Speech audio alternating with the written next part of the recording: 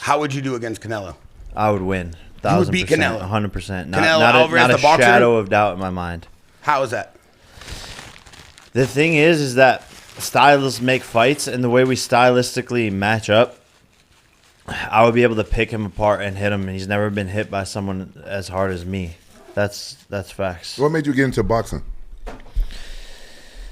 YouTube beef, actually. It started with KSI and Deji beefing with me and my brother, and then they were like, let's fight. And we were like, all right, let's fucking run it. And I think like 2 weeks later, we had a contract signed. And it was one of the hardest things I've ever done in my life, the boxing camp, the routine, the discipline. But I felt so good, and I loved it. And then when I won, it was like one of the greatest moments of my life. I just felt so much triumph, and the whole world was against me. So I felt like I could fight back and have a voice for myself. And so I just became addicted. And I didn't think I was going to become a pro boxer at that point, but I was like, maybe I'll do that again. And then another YouTube kid called me out, Gib. Bro, you got a lot of meat.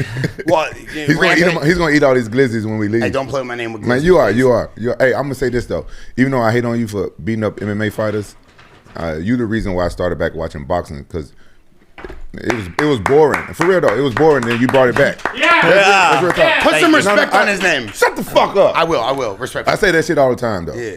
You brought it back. No, I appreciate that. You started back doing COVID and shit. You started doing COVID, right? Yeah, but I think also the biggest thing that people don't talk about is the fact that I started doing these big fights because I was fighting anybody, anywhere, making the fights happen. I think that inspired a lot of other big fighters to be like, oh, this kid is making all this money in boxing and he's doing bigger numbers than us.